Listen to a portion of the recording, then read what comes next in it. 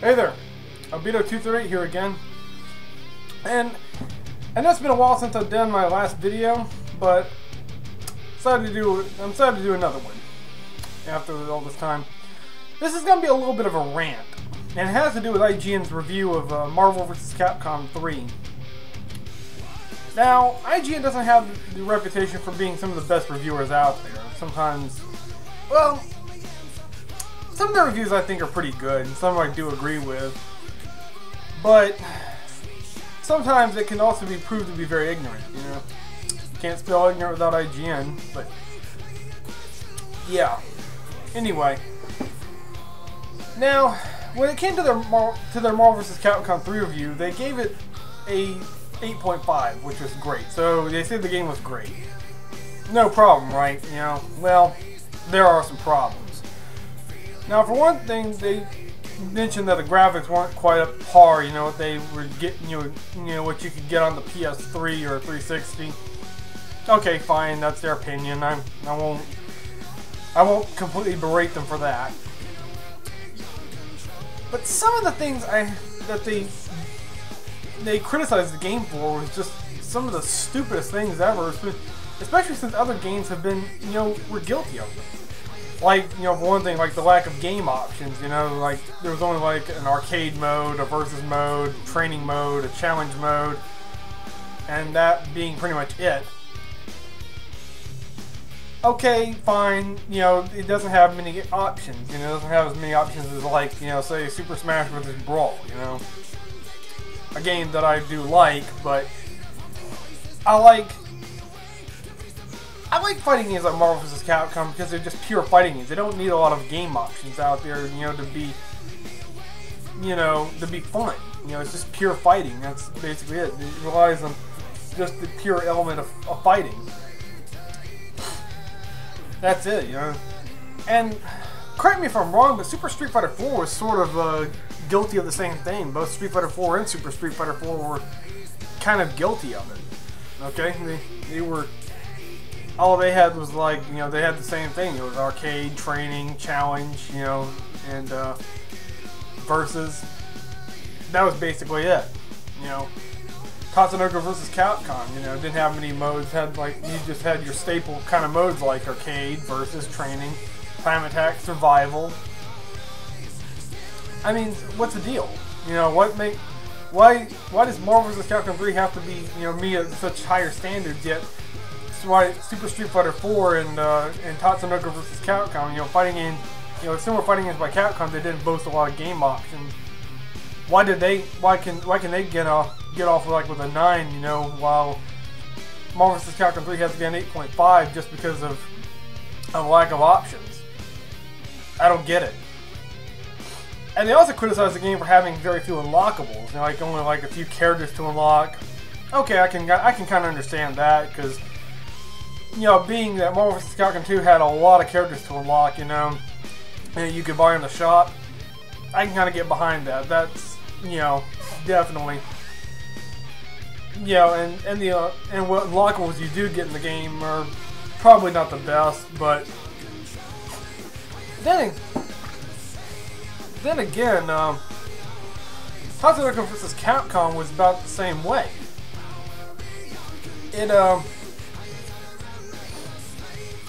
Yeah, it didn't have many unlockable characters. It was only like about, well, it didn't have any characters. It only had like about 26 characters total, but yeah, 5 of them you had to unlock, and that was about the only characters available to unlock. And the game and the unlockables, you know, things you could purchase out of the shop were not, you know, they were not all that interesting. You know, were not all that good. You know, compared to like what you could get like in, once again, Brawl. Or even Melee, with that matter, you know, for that matter. So yeah, and in the Super Street Fighter 4, I mean, there was only like taunts and colors you could unlock, and different ranks and stuff, but that was about it. You know, there was not much else to unlock in the game. So again, what does Marvel vs. Capcom 3 have? Why is it with Marvel vs. Capcom 3, sorry, you know, I'm just trying to get the words out. Why does it have to meet such high standards? You know, why does it have to? Why does it have to meet such high demands? While these other games can get off with that. You know, why them? You know, why Marvel vs. Capcom 3? Why not the other games I mentioned? It's a valid question. I like it answered. You know. So, and of course they have to mention Call of Duty, which I know I was trying to stay away from that kind of group of people who were complaining about them mentioning Call of Duty. But I have to mention it because the way they mention it is like, you know, Marvel vs. Capcom 2 was released at a time when Call of Duty was not out. Now that it is out, you know, it's like it's like a classic game trying to make its mark in a new market. Yeah, and I guess it is, but that's kind of the problem because many gamers out there, well, I don't know about gamers, but I know many reviewers like IGN and such are very spoiled by the new kinds of these new age games that are coming out. You know, that kind of defies genres, but not that kind of defy. You know, like trying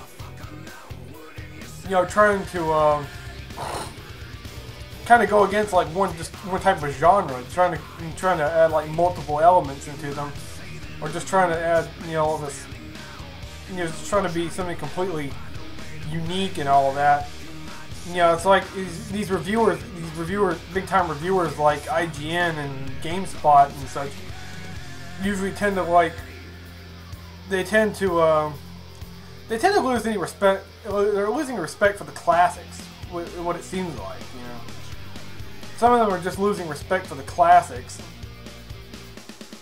and they've become too spoiled by the new stuff that's saturated the market today. But that's just my thoughts. You know, tell me what you think. And yeah, that's about all I can say. IGN, thank you for saying the game is great, but for the reasons that you debunked the game down to an 8.5, just because